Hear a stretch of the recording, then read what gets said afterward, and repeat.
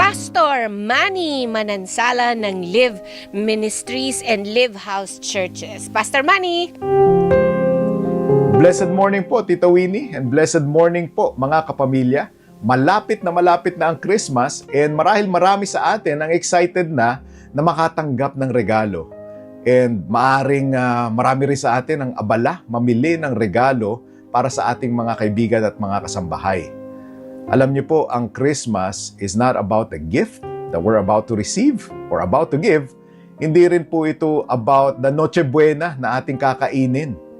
Christmas is all about the good news. Ito po ang gospel.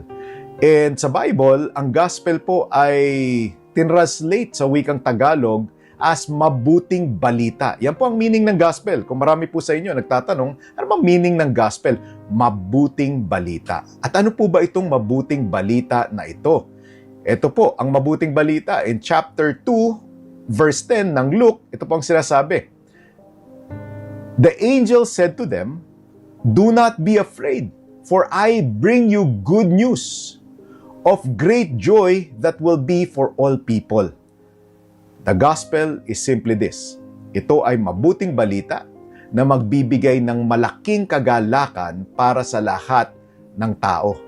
Alam niyo po, Diyos lang po ang pwedeng makagawa niyan. Diyos lang ang pwedeng magbigay sa atin ng isang bagay na magbibigay kagalakan sa lahat ng tao na maniniwala sa Kanya. Ano po ba itong mabuting balitang ito? Ito po ang mabuting balita na ang ating utang na kasalanan ay binayaran na ng ating Panginoong Jesucristo. Nung siya ay ipinanganak, and that's the reason that why there is Christmas. Pinanganak ang ating Panginoong Hesus upang mamatay. Meron ba kayong kilala na pinanganak for the sole purpose of dying for you? Wala. Only Jesus was born specifically to die for your sins. Bakit kailangan niyang mamatay? Sapagkat sabi sa Biblia, ang kabayaran ng kasalanan ay kamatayan. At ito pong kamatayan na ito ay not only the physical death but also a spiritual death. And if we don't have Jesus as our Lord and Savior, if we don't put our faith in Jesus as our Lord and Savior, wala po tayong pag-asa. And that is the reason why Christmas is the good news. Mabuting balita. Ang mabuting balita ay tayo ay mahal ng Diyos. Ikaw at ako ay mahal ng Diyos kahit tayo ay nagkasala sa Kanya. Kahit maraming beses ay hindi natin siya naiisip. Kahit maraming beses ay tinatalikuran natin siya, tayo ay mahal niya.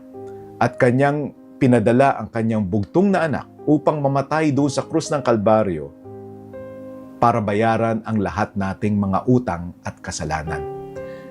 And I know that the Lord is speaking to you today. And if you are that person, and if you are willing na ma-receive yung best gift this Christmas, and the best gift this Christmas is Jesus Himself. Kung ikaw to, nais kong ipanalangin kita, kapamilya, manalangin tayo. Panginoong Hesus, salamat po sa inyong gift. At ang gift ninyo ay inyong sarili.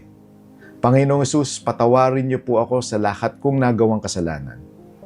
Ngayong araw na ito, I understand that the gospel is about the good news na kayo ay pinanganak doon sa sabsaban at namatay doon sa krus ng Kalbaryo para bayaran ang lahat kong kasalanan. And today, I put my faith on you, Lord Jesus. Sumasampalataya ako sa inyo bilang Diyos at aking tagapagligtas. Iligtas niyo po ako at patawarin sa lahat ng aking kasalanan. Pumasok po kayo sa aking puso ngayong araw na ito, and I want to have a fellowship with you, especially during this Christmas season. And change me from inside out. Baguhin niyo po ako, Panginoon, at pagpalain niyo po ang aking pamilya as I surrender my life to you. This I pray in Jesus' name. Amen and amen. God bless and shalom. Maraming salamat kay Pastor Manny Manansala. Thank you so much.